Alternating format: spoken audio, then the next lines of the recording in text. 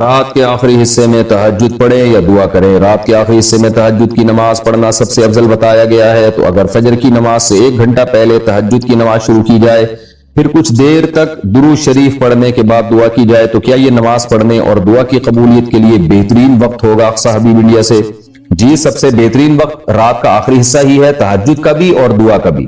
تہجد کا تو ہے، قرآن میں جگہ جگہ ثابت ہے، نبی صلی اللہ علیہ وسلم کا اپنا معمول بھی ہے کہ عام طور پر آپ رات کے آخری حصے میں نماز پڑھتے تھے، اور دعا کے لیے بھی حدیث میں آتا ہے کہ اللہ تعالیٰ رات کے آخری حصے میں آسمان دنیا کی طرف آ کے صدائیں لگاتے ہیں، حل من مستغفر اغفر لہ، کوئی ہے مجھ سے گناہوں سے توبہ کرنے والا، میں اس کے گناہوں کو معاف کروں، حل من مسترزق ارزق لہ، کوئی ہے روزی طلب کرنے والا کہ میں اس کو روزی دوں۔ تو اس لیے آپ اگر یہ معمول بنائیں تو بہت اچھا معمول ہے، کچھ وقت تہجد میں گزاریں اور پھر باقی وقت دعا میں گزاریں۔ تہجد کا وقت کب سے کب تک ہے؟ کیا تہجد فجر کی سنت سے پہلے کبھی بھی پڑھ سکتے ہیں یا اس کا کوئی بھی وقت فکس ہے؟ ارباس انصاری انڈیا سے، لیکن عشاء کے بعد تہجد کسی بھی وقت پڑھی جا سکتی ہے، لیکن سب سے زیادہ فضیلت والا وقت رات کا آخری تہائی حصہ ہے، یعنی عشاء کے بعد اور صبح صادق کے ٹائم کو 3 حصوں میں ڈیوائڈ کر دیں برابر برابر، تو جو آخری تہائی ہوگا وہ سب سے بہتر وقت ہے تہجد کا۔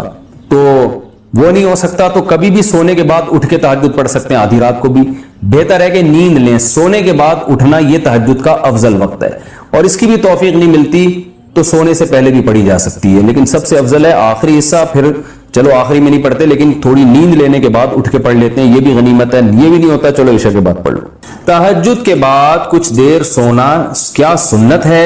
راشد صاحب لاہور سے پوچھتے ہیں، جب ہم تہجد کے لیے اٹھتے ہیں اور تہجد کے بعد تھوڑی دیر کے لیے لیٹ جاتے ہیں تو لیٹ جانا سنت ہے یا سو جانا سنت ہے، اور یہ سنت ہے یا نہیں، اس بارے میں رہنمائی فرمائیں۔ جی ہاں بھائی، سنت ہے، رسول اللہ صلی اللہ علیہ وسلم تہجد کی نماز کے بعد کچھ دیر ہلکی نیند لیا کرتے تھے، کیونکہ وہ وقت تھوڑا صحیح ہوتا ہے، تو تھوڑی دیر آپ سویا کرتے تھے۔ جب حضرت بلال اذان کہتے تھے، فجر کا وقت داخل ہوتا تھا تو نماز سے تھوڑی دیر پہلے آپ آرام فرمایا کرتے تھے۔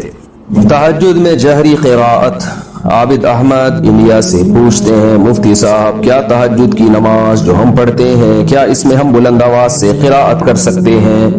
جی ہاں بالکل کر سکتے ہیں، ہر وہ نماز جو اندھیرے میں پڑھی جاتی ہے نا اس میں جہر جائز ہے، یعنی سورج جب غروب ہو گیا تو سورج طلوع ہونے سے پہلے پہلے جو نماز بھی آپ پڑھیں تو اس میں شرعاً آپ کے لیے جہر جائز ہے، یعنی جہری تلاوت کر سکتے ہیں آپ۔ تو باقی جہری کرنی چاہیے کہ نہیں تو آپ کی طبیعت پہ، اگر آپ کو آواز سے تلاوت کرنے میں دماغ زیادہ لگتا ہے تو پھر جہر کرنا زیادہ افضل ہے، تو لیکن اتنا جہر نہ ہو کہ لوگوں کے آرام میں خلل ہو۔ آپ تہجد پڑھ رہے ہیں، پتہ چلا اتنی اونچی آواز سے کہ محلے پڑوس والے بھی اٹھ گئے، یا اپنی بیگم سو رہی ہے وہ اٹھ جاتی ہے، بچے اٹھ رہے ہیں، تو پھر یہ جائز نہیں ہے، اتنا جہر کہ کسی کے آرام میں خلل واقع نہ ہو۔ تو میں ان لوگوں سے سوال کرتا ہوں جو عورت کو کہتے ہیں سمٹ کے نماز نہیں پڑھے گی، چوڑی ہو کے مردوں کی طرح نماز پڑھے گی اور دلیل مانگتے ہیں، تو وہ دلیل اس پہ بھی ہمیں دیں کہ عورت صفا مروہ میں چلے گی دوڑے گی نہیں، وہ اس پہ بھی دلیل دیں کہ عورت رمل نہیں کرے گی۔ ہم جب جاتے ہیں نا عمرہ کرنے حج کرنے تو پہلے 3 چکروں میں سینہ اکڑا کے کرتے ہیں، عورت سینہ نہیں اکڑاتی، حالانکہ نبی نے تو سینہ اکڑایا ہے، اور نبی نے فرمایا کہ جیسے میں نے عمرہ کی حج کی ایسے کرو، تو عورت کو بھی آپ حکم دیں۔ نبی صلی اللہ علیہ وسلم نے زور سے لبیک کہا، عورت کیسے لبیک کہتی ہے؟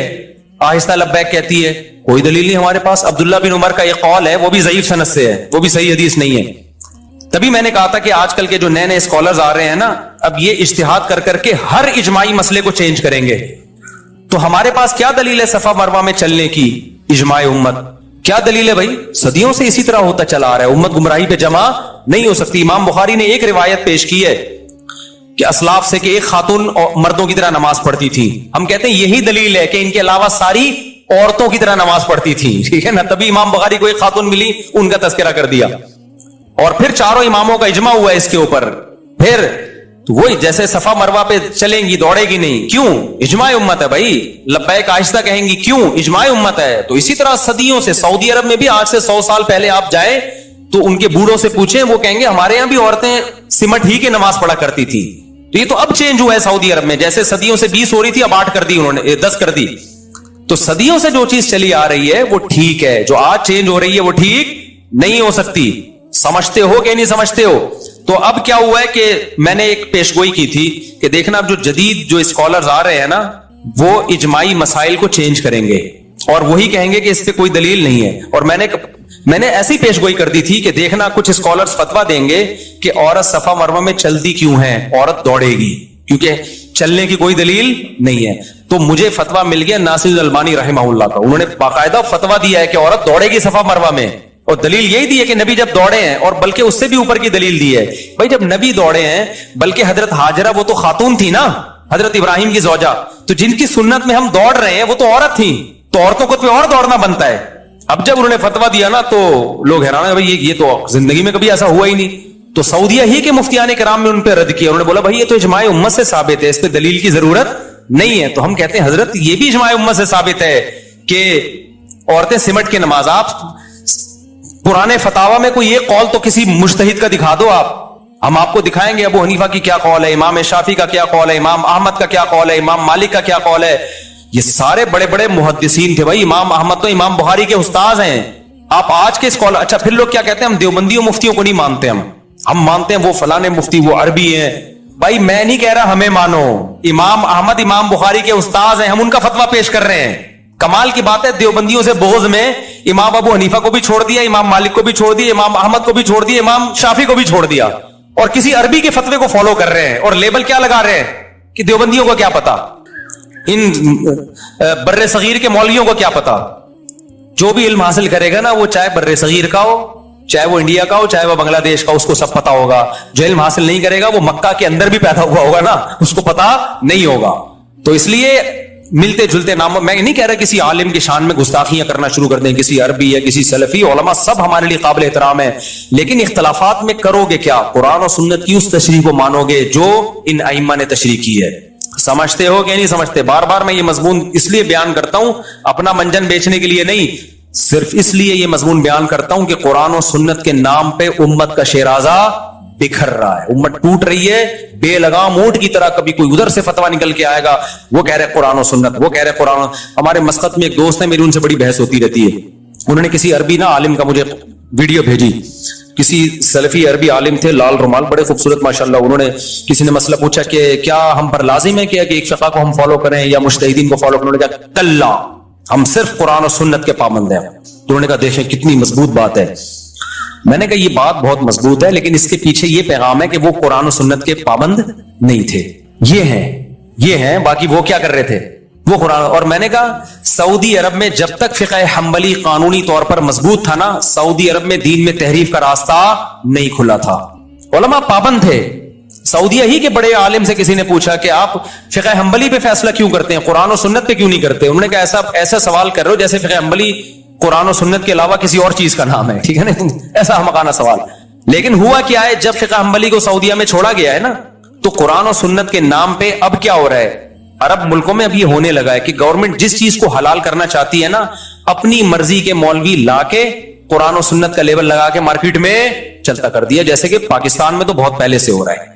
اگر پاکستان میں گورنمنٹ ایک فقہ کی پابند ہوتی نا, یا ایک کی نہ ہوتی, کم از کم اس کی پابند ہوتی کہ چاروں فقہ سے خروج کرنے کی آپ کو اجازت نہیں ہے, اتنی بھی پابندی ہوتی, تو یہ جو عدالت میں قرآن و سنت کے نام پہ تحریف کا راستہ کھلا ہوا ہے, یہ راستہ نہ کھلتا. اب جج گورنمنٹ پتہ کیا کرتی ہے, ایوب خان نے پہلے یہ کیا تھا. ایوب خان کو دوسری شادی پہ پابندی لگانی تھی, تو اس نے کیا کیا, بھائی یہاں کے مولویوں سے فتویٰ لیا, سب نے کہا بھائی حرام ہے, پابندی نہیں لگا سکتے آپ. اس نے کیا کیا, جب پابندی لگانی ہے, لبرل سیکولر حکومت بنانا ہے پاکستان کو, ایک لبرلزم کی طرف لے جانا ہے, مصر سے مولوی منگوائے. انہوں نے قرآن و سنت کو آڑا ترچھا کر کے نا فتوا دے دیا کہ ایکچولی ہم کیا کرنا چاہ رہے ہیں کہ دوسری پہ پابندی نہیں لگا رہے, ایکچولی اس کی کچھ حدود متعین کر رہے ہیں. اگر بے لگام چھوڑ دیا جائے لوگوں کو تو کیا ہوگا کہ ہر آدمی 4-4 8-8 لے کے گھومنا شروع کرے گا, عورتوں کے حقوق ضائع ہوں گے, یہ ہو جائے گا. ایسی لمبی چوڑی اس کی پوری تحریر ہم نے پڑھی ہے.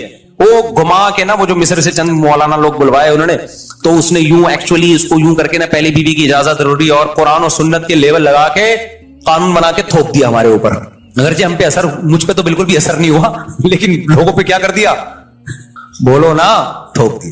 اس لیے علماء کہتے ہیں بھائی اگر لگام نہ دی نا ان لوگوں کو, لا جو صدیوں سے مرتب ہے اس کا پابند نہ بنایا, تو مولوی کو کون سنبھالے گا؟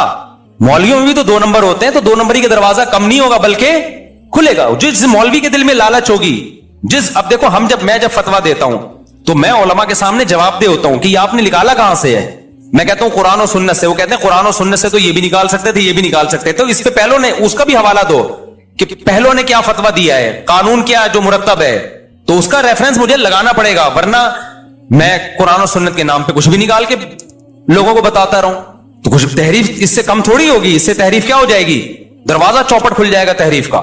तो अब क्या किया जो अयूब खान ने ना, वो लाके कुरान और सुन्नत का लेवल लगा के इतने सारे कवानीन को उठ पटांग। फिर उलमा ने कहा कि औरत जब शौहर जब मरता है तो इद्दत भी होती है, 4 महीने 10 दिन है, तलाक होती है, तो औरत कहीं और निकाह नहीं कर सकती, 3 मेंसेस का आना जरूरी है।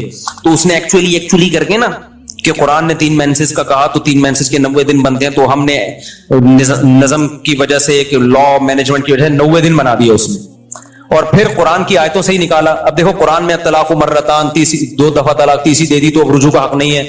दूसरी तरफ कुरान में आता है जब मियां बीवी में झगड़ा हो तो दोनों में सुलह की कोशिश करो। अब उसने 2 आयतों को आपस में मिक्स कर दिया। जो मिस्र से सेकुलर किस्म के मौलाना आए थे ना, उन्होंने क्या किया, अब लोग उलमा से मसला पूछते, सहाबा ताबीन से भी पूछते, तो ये जवाब मिलता जो भी तलाक देगा तलाक में रिवर्स गियर नहीं है।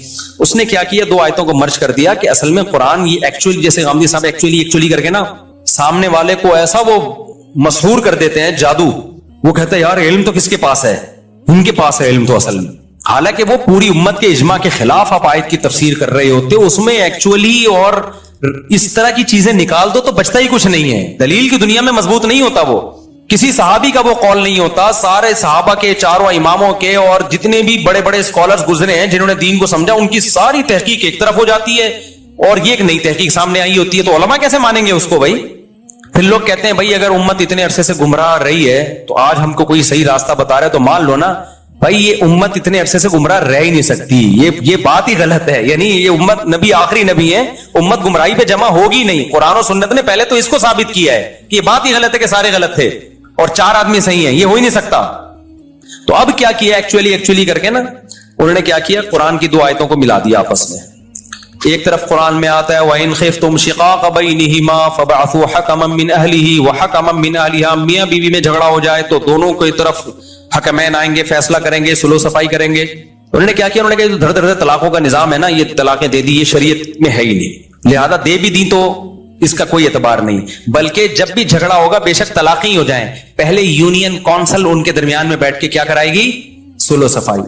दोनों आयतों को आपस में क्या कर, हालांकि वो एक अलग आयत है, वो तलाक से पहले के बारे में है, लेकिन साफ अल्फाज नहीं लिखे हुए कि तलाक से पहले ये करना है। क्योंकि ये तो कॉमन सेंस की बात है ना कि झगड़ा जब होगा तो सुलह जब ही होगी ना जब वो मियां बीवी हो। तलाक के बाद तो मियां बीवी रहे नहीं है वो, ये तो कॉमन सेंस की बात थी। तो ऐसी सेंस की बातें कॉमन सेंस की कुरान थोड़ी उनको बार बार हाईलाइट करेगा। तो कुरान ने कहा भाई दोनों में झगड़ा हो तो पहले सुलह की कोशिश हो, तो उन्होंने कहा भाई दोनों में झगड़ा हो और तलाक हो भी गई तो कुरान तो कह रहे पहले क्या कोशिश होगी, सुलह। अब सुलह में कुरान कह रहे इस खानदान का, उन्होंने कहा खानदान वानदान थोड़ी यूनियन काउंसिल ही बना दो ना, खानदान के टेंशन से ही बचत। अब पाकिस्तान में जो अदालतों में कानून चल रहा है वो ये चल रहा है कि जब आप तलाक देते हैं तो अदालत नहीं मानती उस तलाक को, वो तो लोग अदालत को नहीं मानते, मुफ्तियों से फतवा ले लेते हैं इसलिए, वरना कोर्ट में जो लॉ है वो ये है कि ये तलाक कंसीडर नहीं है, बल्कि ये तलाक के पेपर पहले यूनियन काउंसिल में जाएंगे, यूनियन काउंसिल के लोग आएंगे और वो दोनों में सुलह की कोशिश करेंगे। 90 दिन के अंदर हो गई तो वो तलाक कलअदम है, अगर नहीं हुई तो फिर यूनियन काउंसिल उस तलाक को वैलिड मानेगी तो होगी, वो भी एक होगी, वरना नहीं होगी। ये अब इंप्लीमेंट इसलिए नहीं हुआ इस कानून का कि यूनियन काउंसिल वाला भी कौन सा आ रहा है बैठ के वो भी घर बैठा हुआ है, उसने कहा हो गई नहीं हो गई, हमें तो पैसे मिल रहे हैं, तो ना वो अपनी जिम्मेदारी पूरी कर रहे हैं ना अदालतें पूरी कर रही हैं, तो इसलिए चल इस्लाम ही रहा है। लेकिन लॉ जो आपका बना हुआ है ना वो ये है, और इस सब पे क्या लेबल लगाया हुआ है, कुरान और सुन्नत के ऐन मुताबिक।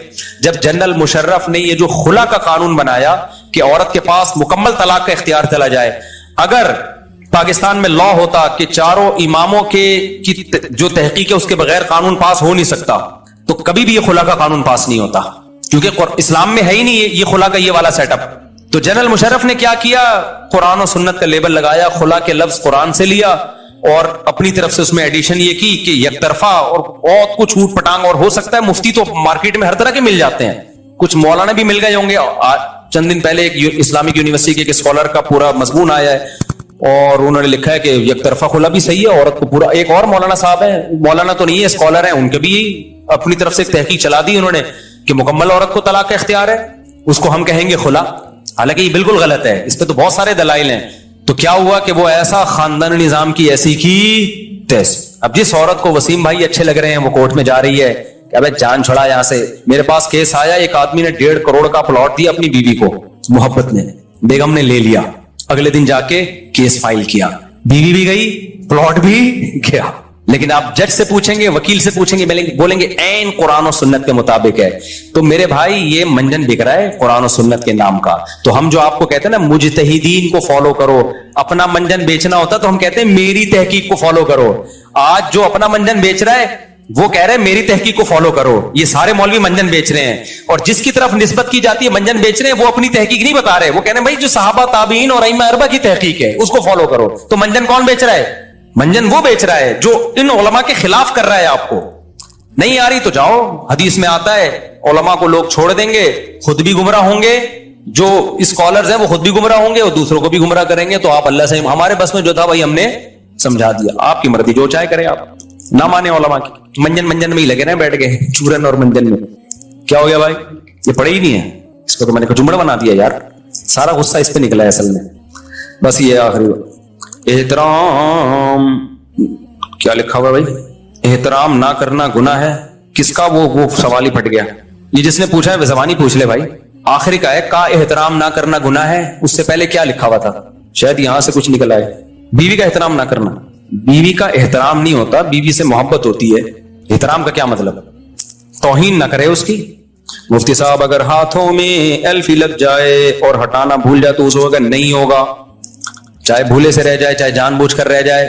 یہاں بھی بڑے بڑے فنٹر ہیں, فوراً حدیث پیش کر دیں گے, رفع عن امتی الخطأ والنسیان, کہ نبی نے فرمایا میری امت سے بھول اور چوک کو معاف کر دیا گیا ہے. تو مولوی لوگ کہتے ہیں الفی بھولے سے لگی ہو, بعد میں دیکھا الفی لگی ہوئی ہے تو نماز لوٹانی پڑے گی. حدیث میں تو آتا ہے, حدیث کا یہ مطلب ہے ہی نہیں. اگر بھولے سے کی بھی غلطی معاف ہوتی تو بھولے سے ہی تو سجدہ صاحب ہوتا ہے نماز میں. جو غلطی جان کر ہو تو نماز ہوتی نہیں ہے. نبی نے بھولے سے 1 رکعت زیادہ پڑھ لی تھی تو کیا کیا تھا, سجدہ صاحب کیا تھا. آپ حج میں بھولے سے خوشبو لگا لو, دم واجب ہوگا کہ نہیں ہوگا؟ تو بھولے سے معاف کا مطلب گناہ نہیں ملتا. جب کوئی کام بھول سے یا غلطی سے. رہا یہ مسئلہ کہ روزے میں بھولے سے اگر کھا لو تو روزہ نہیں ٹوٹتا, اس پہ الگ سے حدیث موجود ہے, روزہ مستثنا ہے اس سے. تبھی ہم کہتے ہیں روزے میں بھولے سے کھا لیا تو روزہ نہیں ٹوٹے گا, کیونکہ الگ سے حدیث ہے. غلطی سے کھا لیا تو ٹوٹے گا روزہ. غلطی اور بھول میں کیا فرق ہے؟ آپ سمجھے سحری کا ٹائم ختم نہیں ہوا, حالانکہ ختم ہو چکا تھا, اور آپ 2 پراٹھے پھوڑ دیے آپ نے, تو آپ کا روزہ نہیں ہوا, کیونکہ بھولے سے نہیں ہوا, یہ غلط فہمی میں ہوا ہے. آپ سمجھے سورج غروب ہو گیا ہے, حالانکہ ابھی غروب نہیں ہوا تھا, آپ نے پکوڑے کھانا شروع کر دیے, بعد میں دیکھا بے اذان تو آدھے گھنٹے بعد ہو رہی ہے, تو یہ بھولے سے نہیں ہے, یہ کیا ہے, غلطی سے. لہذا آپ کا روزہ ٹوٹ گیا. اس میں آپ نے وضو میں غرارہ کیا, آپ کو روزہ یاد بھی ہے, اگر یاد ہی نہیں ہے پھر تو بھولے سے ہوگا. لیکن آپ نے کہا فنڈر بننے کی کوشش کی, غرارہ میں احتیاط سے کروں گا تاکہ پانی حلق میں نہ جائے, لیکن پانی پھر بھی چلا گیا تو روزہ ٹوٹ گیا. یہ بھولا نہیں ہے, یہ غلطی ہوئی ہے آپ سے. ہاں کفارہ نہیں ہوگا, کیونکہ کفارہ تو جرم پہ ہوتا ہے, اور جرم ہے نہیں کیونکہ غلطی سے ہوا ہے نا, جان کر نہیں کیا آپ نے, تو کفارہ نہیں ہوگا, لیکن روزہ ٹوٹ جائے گا. سمجھتے ہو کہ نہیں سمجھتے ہو؟ تو اس لیے اگر الفی لگ گئی نا تو نماز نہیں ہوگی, کیونکہ وضو نہیں ہوا. حدیث میں آتا ہے کہ ایک صحابی کی ایڑی ہلکی سی خشک رہ گئی تھی, تو آپ نے فرمایا وَيْلٌ لِّلْأَعْقَابِ مِنَ النَّارِ, تباہی ہے ایڑیوں کے لیے جہنم کی آگ کی جو خشک رہ جاتی ہیں. تو پراپر وضو کرنا پڑے گا. اسلامی احکام آسان ہیں, لچکدار نہیں ہیں. اب جب 4 اعضاء وضو میں دھونا فرض ہیں تو اٹ مینس چاروں دھونے پڑیں گے. اب اس میں یہ نہیں ہو سکتا کہ میں ہمیشہ تو دھوتا ہی ہوں, آج میں اگر ناک نہ دھوں تو کیا جا رہا ہے. تو آپ کو عمل کرنا پڑے گا, اس میں قانون کو فالو کرنا پڑے گا. اچھا بھائی کیا آخری یار, تو میں نے کچومڑ بنا دیا, ادھر کا سوال ادھر لگ رہا ہے کہ بھائی جس کی یہ کچومڑ ہے نا وہ ویسے ہی پوچھ لے, جن کی یہ سوال ہے ویسے ہی پوچھ لیں. حضرت میں نے سنا حضرت معاویہ اپنی خلافت کے لیے زبردستی اور طاقت کے زور پر بیعت کرواتے تھے, بالکل غلط ہے. حضرت معاویہ نے تو حضرت علی کے خلاف لڑے ہی نہیں ہیں. حضرت علی لڑے ہیں تو حضرت معاویہ دفاع کیا ہے انہوں نے. ایسا نہیں ہے کہ حضرت معاویہ نے کوفہ سے مدینہ میں لے جا کے خلافت پہ لڑائی کی ہو, بلکہ حضرت علی نے ان کو بیعت پر مجبور کیا, تو وہ نہیں کر رہے تھے بیعت, تو جب مجبور کیا تو دفاع میں لڑے ہیں وہ. تو دونوں کے پاس اپنے اپنے دلائل ہیں. حضرت معاویہ کا مطالبہ تھا عثمان کے قاتلوں سے جب تک قصاص نہیں لیتے تو میں آپ کے ہاتھ پہ بیعت نہیں ہوں گا. وہ سمجھتے تھے میں اس طرح حکومت کو دباؤ میں ڈالوں گا, جبکہ حضرت علی کا کہنا یہ تھا میرے اندر قصاص لینے کی طاقت نہیں ہے, آپ کو بیعت کرنا پڑے گا. تو یہ اجتہادی اختلاف تھا, اس میں کوئی ایک عمل بھی ایسا نہیں ہے جس کو یقینی طور پر کوئی گناہ کہا جا سکے, سیاسی اختلاف تھا یہ. مفتی صاحب, جیسا کہ آپ نے اپنی ویڈیو میں کہا تھا کہ ڈیجیٹل میں مردوں کے لوگو بنا سکتے ہیں لیکن خواتین کے نہیں, تو کیا ایسی تصویر, ہاں جو عورتوں کی شکل, ظاہر ہے عورتوں کی شکل کی تصویر بھی تو عورتوں جیسی ہوتی ہے نا, بلکہ بعض دفعہ عورتوں سے بھی اچھی ہوتی ہے. اپنے تصور سے جو انسان شکلیں بناتا ہے نا, وہ خیالی دنیا میں تو کون کہاں پہنچا ہوا ہوتا ہے. تو اس لیے لڑکیوں کی تصویریں بنانا جائز نہیں ہے. ایک کارٹون ہوتا ہے, اگر اس میں کارٹون ہے نا, وہ تصویر میں داخل نہیں ہے, جو بہت ٹیڑے میڑے ہوتے ہیں نا. اگر وہ پینٹنگ ہاتھ سے بنا رہا ہے تو وہ تو ناجائز ہے, لیکن اگر ڈیجیٹل ہے تو پھر کارٹون کی گنجائش ہے. مفتی صاحب, میری پہلی بیوی مجھ سے ناراض ہو کر چلی گئی ہے. پہلی بیوی کا مطلب کہ دوسری بھی ہے, اور عدالت سے خلا لے لیا ہے, حالانکہ اس کی ہر بات ماننے کے لیے تیار ہوں. اب میں نے دوسری شادی کر لی ہے اور میں اس کو بھی رکھنا چاہتا ہوں, وہ کیسے آئے گی؟ بھائی آپ کورٹ میں جا کے بیان ضرور دیں. جب بیوی نے کورٹ میں کیس کیا کہ مجھے خلا چاہیے اور آپ حقوق ادا بھی کر رہے ہیں, آپ کو پتا ہے وہ ناجائز کر رہی ہے, کورٹ نوٹس بھیجے تو آپ یہ نہ کریں کہ کورٹ میں نہ جائیں. کورٹ میں نہیں جائیں گے نا تو مفتی بھی آپ کے کیس کو پھر ہلکا سمجھتا ہے. پھر بہت سے مفتیان کرام خلا کو صحیح قرار دے دیتے ہیں. وہ یہ سمجھتے ہیں کہ بھئی پھر جو عورت نے الزامات لگائے ہیں اس کا مطلب شوہر نے ان الزامات کو تسلیم کر لیا ہے. تو بعض علماء ایسے ہیں جو اس کو پھر خلا کو صحیح مان لیتے ہیں کہ شوہر نے گویا مان لیا ہے, کیونکہ اگر اس پہ بھی ہم نہیں مانے تو جو واقعی مظلوم ہے ان کی بیچاریوں کا کیا ہوگا. بھائی ایک آدمی بیوی کو صبح شام کوٹ رہا ہے, پیٹ رہا ہے, نہ اس کے بیسک حقوق بھی ادا نہیں کر رہا, بے تحاشا مارتا پیٹتا ہے, بہت عجیب واقعات ہوتے ہیں, ظلم ہوتے ہیں. اب عورت کورٹ میں جا رہی ہے, کم وقت کورٹ میں آ ہی نہیں رہا, تو اب تو اس کے پاس کوئی حل نہیں ہے نا. اصولی طور پر تو عدالت کو چاہیے پولیس بھیج کے شوہر کو اٹھوائے. لیکن عدالتوں میں اتنی کہاں آج کل تمیز ہے.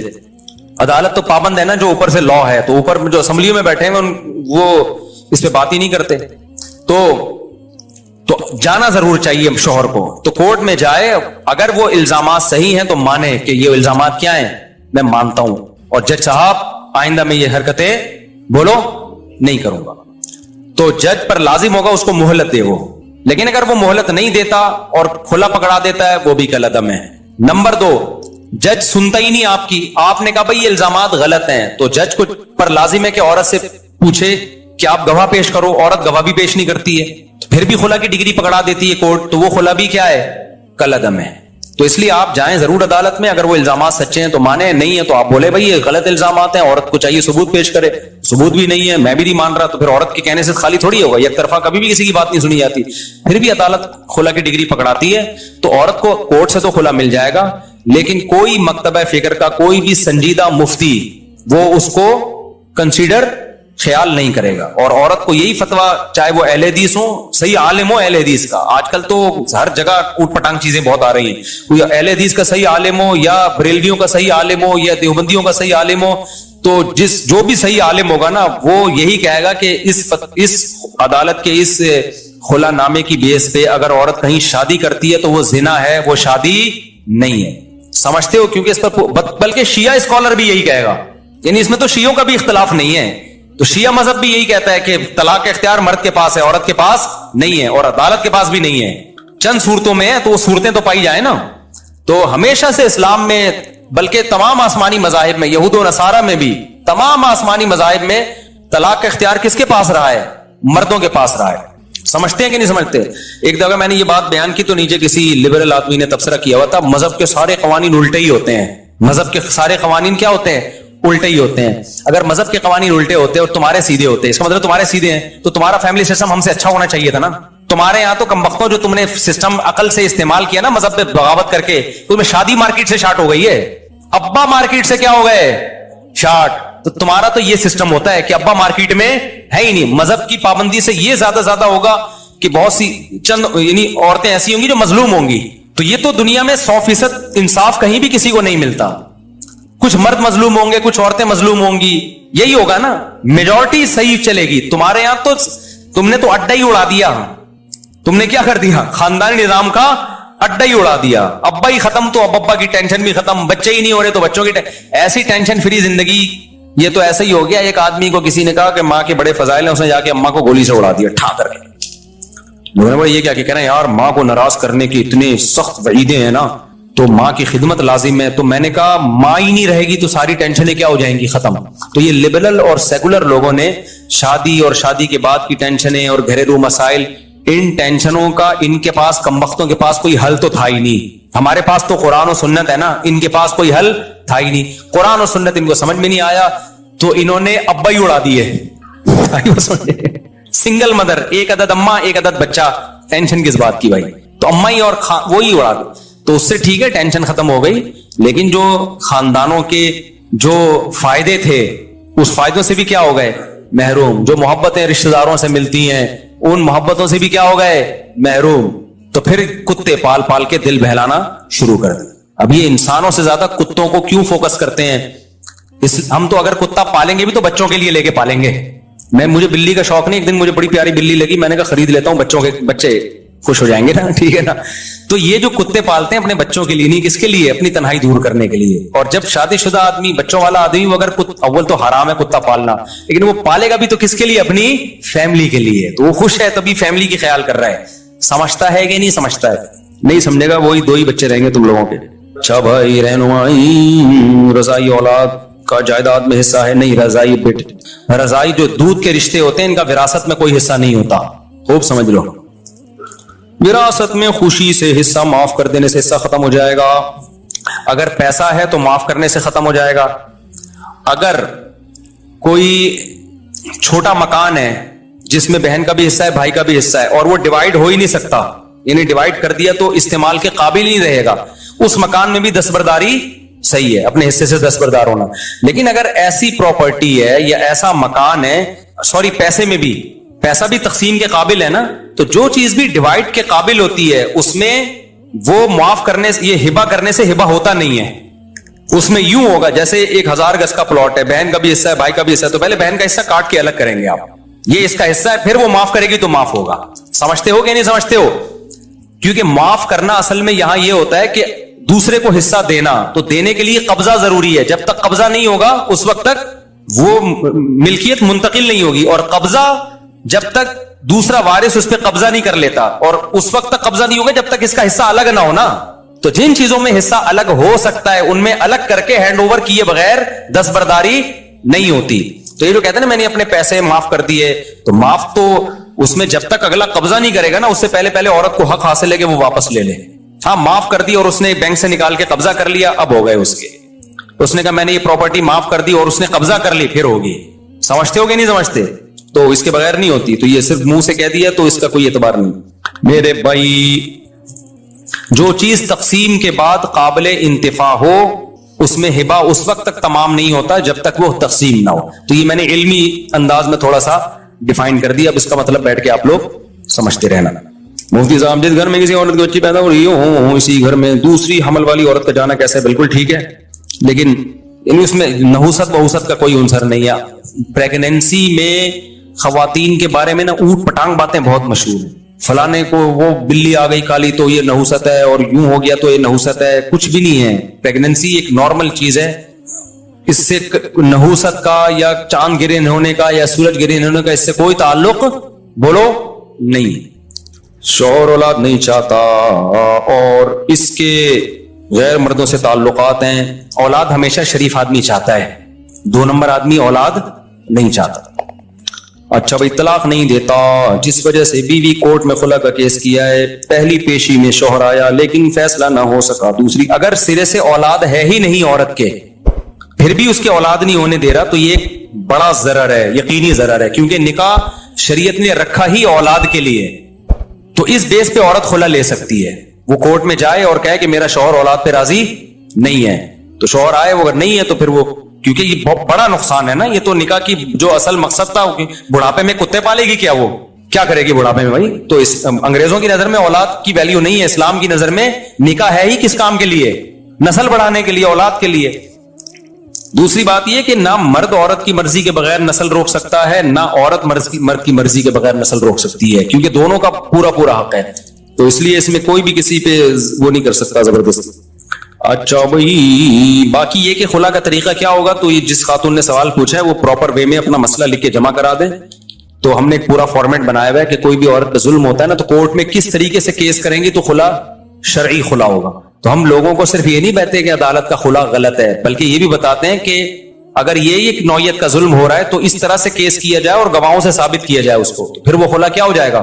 تو کسی خاتون کو سچی مچی میں خلا کسی معقول وجہ پہ چاہیے نا، تو وہ بھی علماء سے رابطہ کریں، تو علماء پھر ان کو طریقہ بتائیں گے کہ ایسے کہ عدالت سے بھی ہو جائے اور شرعی لحاظ سے بھی پھر اس پہ کوئی اعتراض نہ ہو سکے. بس ہو گیا. اور کوئی کسی نے کوئی سوال پوچھنا ہے تو پوچھ لیں. جی بھائی، بس 2-3 سوال لے کے چھٹی.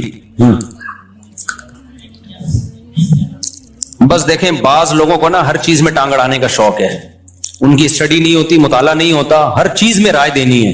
ہمارے ہاں ہر آدمی ہر چیز میں کیا بنا ہوا ہے. میں 20 سوال لوگ مجھ سے آگے پوچھتے ہیں اس کے بارے میں آپ کی کیا رائے ہے، میں جواب نہیں دیتا. میں کہتا بھائی مجھے اس کی پوری نالج نہیں ہے. لوگ کہتے ہیں نالج حاصل کر لیں، میں کہتا ہوں میں نالج حاصل کر ہی نہیں سکتا کیونکہ میں اس فیلڈ کا ہوں ہی نہیں، اور مجھے نالج حاصل کرنے میں اتنا ٹائم لگے گا کہ اس ٹائم میں اپنی فیلڈ میں زیادہ نالج حاصل کر لوں. لیکن آج بعض اسکالر ایسے آ رہے ہیں جو پوچھو آپ ان کے پاس جواب موجود ہے. تو یہ جس کو سب کچھ آتا ہے نا، سمجھ لو اس کو کچھ بھی نہیں آتا. سب کچھ جس کو آتا ہے اس کو کچھ بھی نہیں آتا. کسی کے بارے میں تبصرہ کرنے میں بہت اسٹڈی کرنی پڑتی ہے آپ کو. ایک صاحب میرے پاس آئے، مجھے کسی سیاستدان کا نام لے کے انہوں نے مجھے بتایا کہ آپ کو پتا ہے اس نے کروڑوں روپے کی کرپشن کی اور اتنے پلاٹ نکلے ہیں اس کے پاس سے. میں نے کہا مجھے بالکل بھی نہیں پتا. تو اور میں نے کہا مجھے یہ بھی پتا ہے کہ آپ کو بھی نہیں پتا. کہہ رہے نہیں مجھے تو پتا ہے. میں نے کہا آپ کو کیسے پتا؟ کہہ رہے ہیں وہ فلانے صحافی ٹی وی میں فلانے نے ڈمکانے نے یہ. میں نے کہا بھائی ٹی وی میں فلاں صحافی نے تو یہ صحافیوں کا آپ کو پتا ہے کہ یہ صحیح کہہ رہے ہیں؟ بہت سے صحافی تو ایسے ہوتے ہیں ان کو تو کبھی اسٹیبلشمنٹ کی طرف سے ایک آرڈر دیا جاتا ہے، کبھی فریق مخالف جو حزب اختلاف میں ہوتے ہیں ان کو کبھی آرڈر دیا جاتا ہے، تو وہ اسی ٹریک میں چلنا شروع کر دیتے ہیں. کسی کے بارے میں رائے قائم کرنا یہ آسان کام نہیں ہے. ہاں کچھ مشہور ہیں، وہ تو اتنی شہرت اللہ نے ان کو غیر معمولی عطا فرمائی ہے کہ ان میں تحقیق کی ضرورت ہی نہیں. وہ اللہ جب کسی کو نوازنے پر آتا ہے تو بہت نوازتا ہے. وہ مشہور ہیں چور، تو وہ تو تواتر سے ثابت ہو گیا نا. وہ تو میں نہیں بتاتا یار. ایک جگہ میں گیا، وہ میں نے تو خود جا کے تحقیق کی ہے، تو مجھے لوگوں نے بتایا ایک آدمی نہیں، جو بیچاروں کی زمینیں جن پہ قبضہ کیا وہ خود بتا رہے تھے یہ ہمارے ماموں کی زمین تھی، اس پہ فلاں نے قبضہ کر لیا، یہ ہمارے چاچے کی. پھر ایک نہیں ہے، پورا علاقہ بتا رہا ہے. اب میں علاقے کا نام لوں گا تو آپ سمجھ جائیں گے نا کون ہے. ویسے تو آپ خود ہی سمجھے ہوئے ہیں، سب کو پتا. خیر، تو وہ تو تواتر کے ساتھ ثابت ہے نا، تواتر کے ساتھ. لیکن نارملی جب کسی شخص کے بارے میں آپ بات کریں نا، اسپیسیفک کسی مرد کے بارے میں یا عورت کے بارے میں، تو صحافیوں سے نہ ان کو غلط کا ہو سکتا ہے، وہ صحافی صحیح کہہ رہا ہو. تو انہوں نے مجھے بتایا کہ اتنی کروڑوں کی جائیدادیں اس نے 2 نمبر پیسے سے بنائی ہیں. میں نے کہا ہو سکتا ہے آپ جتنے کروڑ بتا رہے ہوں اس سے 10 گنا زیادہ کی جائیدادیں بنائی ہوں، لیکن میرے پاس اس کی نالج نہیں ہے اور آپ کے پاس بھی نہیں ہے. اس لیے چپ رہ جاؤ گے نا تو بخشے جاؤ گے. بلا تحقیق الزامات مت لگاؤ کسی. تو یہ جو ہے نا ہمارے ہاں یہ بہت بڑا مسئلہ ہے کہ جب کوئی مشہور ہوتا ہے نا تو ہر چیز میں اس سے انٹرویو لیا جا رہا ہوتا ہے اور وہ ہر چیز کا جواب دے رہا ہوتا ہے. تو یہ نہیں ہوتا بھائی، ہر چیز کا ہر ایک کو نہیں پتا ہوتا. تو اس لیے چپ رہنا سیکھنا چاہیے. آپ بولو بھائی مجھے یہ پتا ہے، میں اس کے بارے میں آپ کو بتا سکتا ہوں. اس کے علاوہ ابھی وہ راجہ ضیاء الحق صاحب کی ایک بڑی اچھی بات سامنے آئی. انہوں نے کہا کہ علم علماء کے بارے میں نہیں بتا سکتا، میں ایتھیزم اور سیکولرزم پہ میں بڑا ماہر ہوں. اس کے بارے میں آپ جو مجھے بڑا اچھا لگا اسٹائل کہ بھائی یہ مسائل جو ہے نا فقہی، یہ علماء کا کام ہے. راجہ ضیاء الحق صاحب ایک مذہبی اسکالر ہی ہیں، وہ ایتھیزم اور جو سوشلزم اور یہ جو کمیونزم ہے اس پہ بڑا ان کے اسٹڈی ہے. تو کسی لوگوں نے ان سے پوچھنا شروع کیا نا یہ مسئلہ، انہوں نے کہا بھائی یہ مسائل بتانا مفتیان کرام کا کام ہے، میری فیلڈ ایتھیزم ہے. اور واقعی اس میں بڑے ایکسپرٹ ہیں وہ، کیونکہ ایک چیز کو فوکس کیا نا، ایک چیز کو ہی فوکس کر سکتا ہے انسان زیادہ. تو اب جناب راجہ ضیاء الحق صاحب تو تھوڑے سے مشہور ہو گئے، تو اب وہ طلاق کے مسئلے بھی بتانا شروع کرتے ہیں، تراویح کے مسئلے بھی وہی بتا رہے ہیں، عمران خان پہ تبصرے بھی ان کے آ رہے ہیں، جنرل باجوہ پہ بھی رپورٹیں پیش کر رہے ہیں. اگر وہ ایسا شروع کر دیں نا تو میں پتہ کیا سمجھوں گا، تو جس چیز پہ وہ رپورٹیں آ رہی ہیں نا مجھے اس پہ بھی اعتماد کیا ہو جائے گا، ختم. کہوں گا بھائی یہ ایک آدمی ہر چیز میں ہی فنٹر کیسے بن گیا یار. تو اس کے پاس اتنا ٹائم کہاں ہے؟ اتنا ٹائم نہیں ہوتا کسی کے پاس. تو جو شخص ہر چیز میں ہی فنٹر ہے، اس کا مطلب وہ کسی بھی چیز میں فنٹر نہیں ہے. تو یہ دماغ بنا لو اپنا، یہ سارے مسئلے حل ہو جائیں گے انشاءاللہ. صلو علی الحبیب. اور کوئی مسئلہ بھائی میں دیوبندی بریلوی اہل حدیث کی بات نہیں کرتا. جس کا بھی عقیدہ شرکیہ ہو، جو واضح لفظوں میں یا اللہ مدد یا رسول اللہ مدد کا قائل ہو، اور اس کا عقیدہ یہ ہو کہ ہم جہاں سے بھی نبی کو پکارے، نبی ہماری پکار کو سنتے ہیں اور ہماری پکار میں حاجت روائی کرتے ہیں، اللہ نے آپ کو اختیارات دیے ہیں. تو چاہے وہ دیوبندی ہو، بریلوی ہو، اہل حدیث ہو، اس کے پیچھے نماز نہیں ہوتی. اب یہ اتنا براڈ مائنڈڈ بننا کہ ہر ایک کے پیچھے نماز ہو جاتی ہے, ہم فرقہ پرست نہیں, ہم سب کے پیچھے نماز پڑھ لیتے ہیں. نہیں بھائی, ہم تو نہیں پڑھتے سب کے پیچھے نماز, ٹھیک ہے نا. اگر آپ اس کو فرقہ پرستی سمجھتے ہو, ایک باؤنڈری ہے اسلام کی کہ عقیدہ تو کم از کم شرکیہ نہ ہو نا. کیا قادیانی نماز پڑھائے گا, میں پڑھ لوں گا اس کے پیچھے؟ میں تھوڑی پڑھوں گا نماز اس کے پیچھے. تو قادیانی نے ختم نبوت کا انکار کیا, تو شرک تو ختم نبوت کے انکار سے بھی بڑا جرم ہے. تو جو صاف لفظوں میں شرک کر رہا ہو, ہاں ہم بلا وجہ فتوے نہیں لگاتے. بعض دفعہ لوگ یا رسول اللہ مدد کہہ دیتے ہیں, لیکن جب ان سے مطلب پوچھا جائے تو بڑا ڈیٹیل میں ان کے مطلب ہوتے ہیں, جو وہی جانے اللہ ہی جانے. لیکن وہ صاف لفظوں میں کہہ رہے ہیں نبی ہر جگہ موجود ہیں, نبی حاجت روائی کرتے ہیں, مشکل کشائی کرتے ہیں, نبی بشر نہیں ہے, نور ہے, انسان ہونے سے انکار کر دیا. یہ تو قرآن کی بیسک کا انکار ہے بھائی. تو ایسے شخص کے پیچھے نہ اس کا ذبیحہ حلال ہے, ذبح کیا ہوا جانور, نہ اس کی ایسی خاتون سے نکاح حلال ہے, اور نہ ایسے شخص کے پیچھے نماز ہوگی آپ کی. تو یہ چاہے وہ دیوبندیوں میں ہو, بعض دیوبندی اس ٹائپ کے مارکیٹ میں آ گئے ہیں, ان کے یہ عقیدے ہیں کہ وہ قبروں سے مانگنے کو جائز سمجھتے ہیں, قبروں سے مدد طلب کرنا جائز سمجھتے ہیں, اور وہ سمجھتے ہیں یہ پیر صاحب ہمارے سب حالات جانتے ہیں, تو وہ دیوبندی بھی ہوگا, اس کے پیچھے بھی نماز جائز نہیں ہوگی. سمجھتے ہو کہ نہیں سمجھتے ہو؟ تو براڈ مائنڈڈ ایک حد تک افورڈ ہو سکتا ہے, اس سے زیادہ نہیں ہو سکتا بھائی. ارشاد. ہائے ہائے ہائے, اتنا مشکل سوال پوچھ لیا. کہہ رہے ہیں 12 لوگوں میں مختلف سامان بک رہے ہوتے ہیں, وہ بیچنا جائز ہے. اس کی مجھے تحقیق نہیں ہے, واقعی تحقیق نہیں ہے یہ, اس کی تحقیق نہیں ہے مجھے, واقعی نہیں ہے. کیونکہ فرسٹ ٹائم اس طرح کا مسئلہ آیا, تو آپ ریٹرن میں لکھ کے جمع کرا دیں, ہم تحقیق کر لیں گے. واقعی نہیں ہے, اس لیے میں کوئی جواب دوں پھر مجھے رجوع کرنا پڑے نا. تو اچھا 12 ربیع الاول, ایک پہلے آپ کا سوال پوچھ لیتا ہوں, پھر میں اپنی آپ بتا دیں سوال پوچھ. بچپن میں جو رشتے وغیرہ طے کر دیتے ہیں ٹھیک عمل نہیں ہے, بہت مسئلے ہوتے ہیں. اب بچپن میں طے کر دیا کہ یہ اس کی اس سے ہوگی, اس کی اس سے ہوگی, بڑے ہو کر وہ اس کو پسند ہی نہیں آ رہی ہے, ایک عذاب میں پڑ جاتا ہے. لڑکی کو بات اب پسند نہیں آ رہا ہوتا بندہ, تو ایسے یا تو کرتے ہی نہیں ہے شادی, 40 سے بڈھے ہو جاتے ہیں, اور کرنے پر آتے ہیں تو پیدا ہونے سے پہلے بکنگ ہو رہی ہوتی ہے. تو اعتدال کا راستہ یہ ہے کہ بالغ ہونے دو اس کو, انسان کا بچہ بننے دو, اس کے بعد طے کرو کہ کیا کرنا ہے. تو یہ جو دیکھو, یہ جو میلاد شریف کا مسئلہ ہے نا, میلاد شریف منانا جائز ہے یا نہیں ہے, ہم کہتے ہیں جائز نہیں ہے, بریلوی حضرات کہتے ہیں جائز, کیا بہت ہی زیادہ ثواب ہے. تو میلاد کا مطلب کیا ہے, مفہوم کیا ہے, پہلے یہ سمجھ لو. سیرت کا جلسہ کرنا, یہ چاہے ربیع الاول ہو, چاہے سفر ہو یا محرم ہو, یہ ہمارے نزدیک بالکل جائز ہے, بلکہ باعث ثواب بھی ہے. کیونکہ کس نام پہ جلسہ ہو رہا ہے بھائی, نبی کی سیرت بیان کی جائے گی, تو اس سے زیادہ مبارک عمل دنیا میں کوئی ہو نہیں سکتا. وجہ اس کی ہے کہ میں کبھی سیرت کے جلسے میں جا رہا ہوتا ہوں, لوگ کلک چلاتے ہیں, یہ دیکھو ان کی منافقت, ادھر کہتے ہیں میلاد شریف جائز نہیں, ادھر کیا کہتے ہیں خود جلسوں میں جا رہے ہیں. تو سیرت کا تو جلسہ کسی بھی وقت ہو سکتا, بشرطے کہ لوگوں کے آرام میں خلل نہ ہو اور روڈ بلاک نہ ہو اس میں. یہ ساری وہ ہم جس کو کہتے ہیں نا میلاد, وہ عید میلاد النبی, کہ آپ نے اس کو سیلیبریٹ نہیں کرنا اس دن کو. یہ عید نہیں ہے, عیدیں دو ہی ہیں, عید الفطر اور عید الاضحیٰ.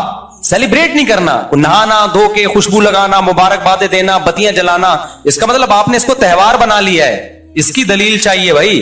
تو یہ جو آج کل جلوس نکل رہے ہیں, ایسے تہوار نکل رہے ہیں, تو تہوار کے طور پر جھنڈیاں اور پھر خوشیاں, اور ایسا تہوار تو جو سچی مچی کی عید الفطر ہے اس میں نہیں ہو رہا ہوتا.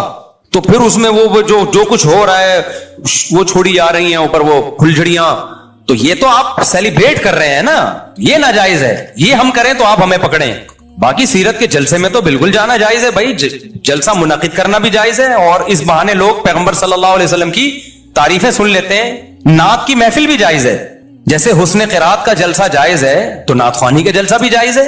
چاہے ربیع الاول میں کریں, چاہے سفر میں کریں, کسی بھی مہینے میں کر لیں, نعت خوانوں کو بلائیں. شرکیہ نعتیں نہ ہو کہ پتہ ہی نہ چلے کہ اللہ کی حمد ہو رہی ہے یا پیغمبر کی نعت ہو رہی ہے. آج کل ایسی نعتیں آ رہی ہیں یا تو گانوں کے طرز پہ ہوتی ہیں. میں ایک دفعہ بس میں جا رہا تھا, ڈرائیور نے نعت لگا دی. اب ہم نے بچپن میں گانے سنے ہوئے تھے, ابھی میں نے کہا یہ تو گانا ہے بھائی, یہ تو ہمارے زمانے کا گانا ہے. اس نے کہا نہیں کوئی گانا وانا نہیں. اور بعض ایسے اتفاق ہوتے ہیں, وہ ڈرائیور نے کیا کیا, وہ نعت بند کر دی, تھوڑی دیر میں گانا لگایا تو وہی والا گانا, وہ ابھی تک مجھے یاد ہے. میں سناؤں گا تو وہ بولیں گے مفتی صاحب غامدی کے لیے ناجائز ہے گانا گانا, اور آپ کے لیے جائز ہو گیا. لیکن اتنا تو سنا تو سکتا ہوں نا. تمہیں یارو مبارک ہو, وہ کیا ہے, وہ ایک مشہور نعت ہے, تمہیں یارو مبارک ہو. ابے کیا ہے, میں گانا ہی بھول گیا یار. تمہیں یارو مبارک ہو, میرا محبوب آیا ہے. یہ گانا نہیں, گانے کی رپورٹ پیش کر رہا ہوں آپ کے سامنے. تمہیں یارو مبارک ہو, میرا محبوب آیا ہے. اب آپ جا کے یوٹیوب پہ سننا لینا, تمہیں یارو مبارک ہو, میرا محبوب آیا. یہ بڑا مشہور گانا تھا, وہ چلا ہے اس میں. उसी पे नात थी, चल रही थी। तो मैंने कहा देख ले भाई, इसकी अल्फाज देख ले। और हाँ अबे तुम्हें यारो मुबारक हो नहीं, बहारों फूल बरसाओ मेरा महबूब है। सुनो, गुलूकार मेरे खिलाफ केस ना कर दे। बहारों फूल बरसाओ मेरा महबूब आया है, तो उसमें बना दिया तुम्हें यारो मुबारक हो उमर इब्ने खत्ताब आया। हजरत उमर पे बनाई थी। हाँ तो वो गलत है भाई। जो चाहे हजरत उमर की तारीफ हो तो आप कोई और टून में पढ़ लो ना। अब मैं हैरान था भाई, ये वो इतने पुराने जमाने का गाना कहां से लगा दिया इसमें। नमाज तो हो जाएगी लेकिन सुन्नत मुअक्कदा भी जरूरी है, उस दर्जे की नहीं है जिस दर्जे की फर्ज जरूरी है। आगे चलें भाई, हलाल नहीं है। हाँ